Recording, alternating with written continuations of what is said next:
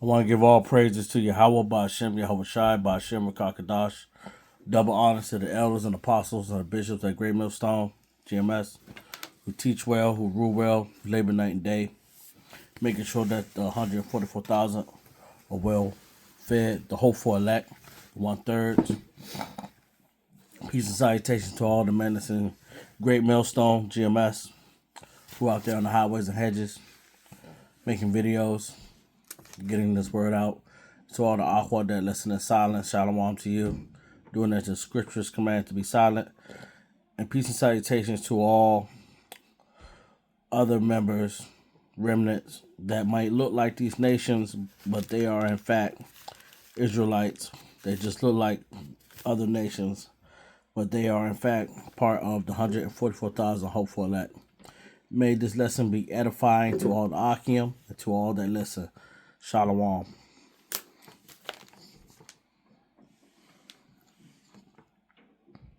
In Saudi Arabia and the UAE by Houthi forces, while dangerous and disruptive, were not hypersonic maneuvering vehicles. They were ballistic, predictable, following arcs that Patriot's fire control radar could calculate and respond to within its operational parameters. The Fatah is not following those arcs. I want to pause that.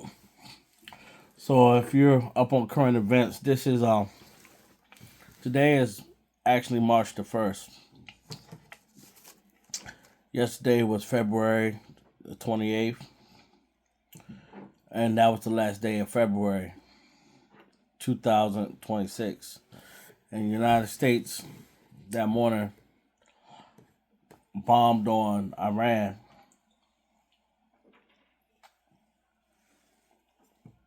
And Iran proceeded to bomb back. Okay? So just in case if you're not up with current events and what's going on, I'm going to get to more current events. All right? So what this guy's talking about, Israel has an Iron Dome. All right? And they basically have weapons that can shoot down other missiles that's trying to hit theirs before it intercepts to the ground. But as you're going to hear further in the video, that Iran have missiles that go so fast and can move around that Iran cannot stop their missiles. And we're going to get further into that in the video. And the Patriot, like the Arrow system we discussed in our earlier coverage, was not designed around a threat profile that includes a maneuvering hypersonic warhead arriving at Mach 13 in its terminal phase. The intercept window, incoming threat, is being compressed by the speed of the incoming missiles to a point where the system is operating at the very edge of its designed can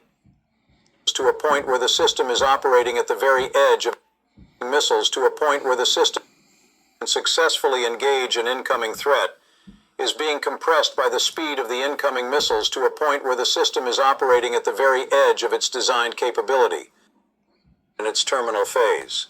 The intercept window, the narrow slice of time and geometry in which a Patriot interceptor can successfully engage an incoming threat, is being compressed by the speed of the incoming missiles to a point where the system is operating at the very edge of its designed capability. And at the edge of designed capability, in a sustained high-volume engagement, systems fail to perform at their rated specifications. That failure is visible on the screens coming out of Tel Aviv right now. There is a compounding factor that nobody in the initial planning of this operation adequately addressed publicly, though defense analysts had raised it privately for years. When you operate Iron Dome and Patriot in the same geographic space, against the same incoming threat stream, you create coordination challenges. Both systems need to track the same targets. Both systems need to deconflict their own interceptor launches to avoid interceptors colliding with each other or interfering with each other's guidance systems. In a low-volume engagement, that coordination is manageable. In a high-volume, sustained, multi-axis attack with hypersonic maneuvering warheads arriving from multiple directions simultaneously, the coordination burden increases exponentially. The second wave is exploiting that coordination burden. Iranian planners understand that two defense systems operating in the same space under saturation conditions will interfere with each other as much as they will complement each other. The cognitive and computational load on Israeli air defense commanders right now, managing two major defense systems simultaneously against a sustained hypersonic threat stream while receiving real-time battle damage reports from a city that is already burning, is... So if you look at this in this video, it said that those missiles were traveling at Mach 13. That's the speed of sound, all right? And they have the formula right here. You might as well say 10,000 miles per hour. Now, the United States have openly said that they have an unmanned, it's unmanned, but you never know what they might have that might be manned, an unmanned jet that could travel at 15 Machs per hour.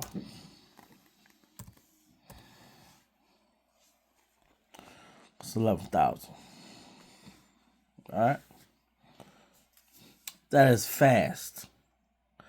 And it said that these missiles can maneuver. And as you've seen in the video, made by American military officials for why this conflict was being conducted from a position of strength.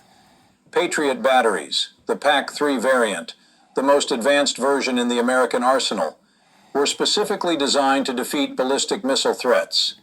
They have a strong operational record. The PAC-3 variant, the most advanced version in the American arsenal, were specifically designed PAC-3 variant, the most advanced version in the American, because its presence in this theater was one of the central arguments made by American military officials for why this conflict was being conducted from a position of strength. Patriot batteries, the PAC-3 variant, the most advanced version in the American arsenal, were specifically designed to defeat ballistic missile threats. They have a strong...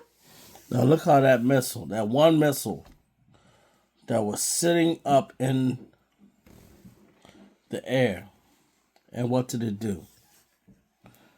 It just came down to the ground like that. That shows you the power, what is going on out here. That human beings can make things to be great or to be utterly destructive and to cause so much evil. But these are things that are supposed to happen in these last days. Ah, man, my hand. It shows you what someone can do when they want to use technology in a wicked way.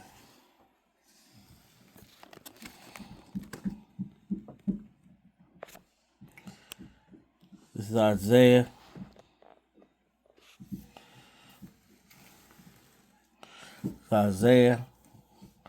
chapter 60, verse 22. A little one shall become 1,000, and a small one, a strong nation. I, the Lord, will haste in his time. Oh, this is not actually the right scripture I was looking for. Salakia on that one. This was for another lesson.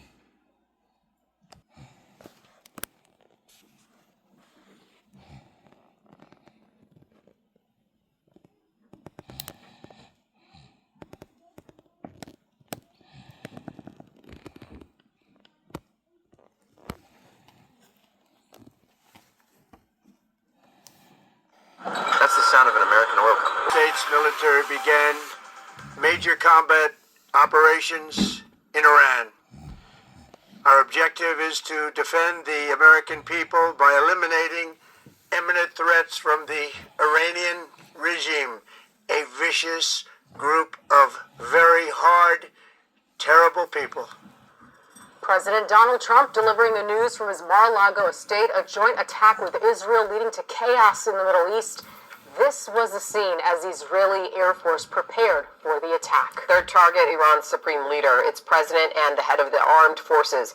An Israeli military official says several senior figures were killed, but they have not yet named any names. President Trump is calling for a regime change, telling Iranians when the attack is over, rise up and overthrow your government.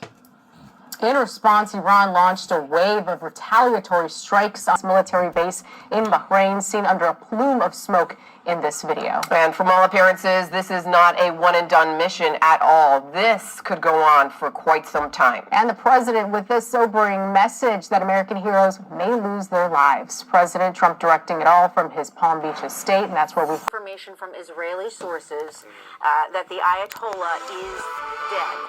This is breaking news again coming from Israeli sources that the Ayatollah, the supreme leader of Iran, is dead. Again, we're going to go to Jeremy Diamond. Jeremy, the strikes coming this morning that were targeting senior leadership, that's what we knew, targeting senior leadership there in Iran. And now we can say from Israeli sources that the Ayatollah of Iran, the supreme leader, is dead. What more are you learning there in Israel? That's right, Jessica. Two Israeli sources telling me and my colleague Tal Shalev that Israel has confirmed that the supreme leader of Iran, Ayatollah Ali Khamenei, has been killed as a result of those Israeli strikes that took place earlier today. One of these sources saying that Israel actually has photographic evidence of Khamenei showing his dead body. The second source told me that an official announcement is in the works, although it is possible that the Israelis will allow President Trump and the United States to make this announcement officially. But this is enormous breaking news here that the leader is dead. That's what President Donald Trump is saying after the United States launched, quote, major combat operations in Iran overnight. Thank you for choosing KTSM 9 News Weekend. I'm Tirza Ortiz. Iran has since retaliated, striking several targets throughout the Middle East. Our DC's Raquel Martin is covering offensive and tells us how lawmakers are reacting to all of this. Video shows the moment the U.S. and Israel launched strikes on Iran Saturday, targeting Iran's military capabilities and top government sites. President Donald Trump confirming Iran's supreme leader was among the top government officials killed in the blasts. This regime will soon learn that no one should challenge the strength and might of the United States. From Mar-a-Lago, President Donald Trump issued this warning shortly after the strikes began. New photos show the war room established at the president's Florida. Them deploying Iranian-inspired kamikaze drones for the first time in combat. It was all part of rare daytime strike taking down senior leaders in Tehran, including its supreme leader, Ayatollah Khamenei. Fox News senior strategic analyst, retired four-star General Jack Keane, joins us now. General, thank you for joining us.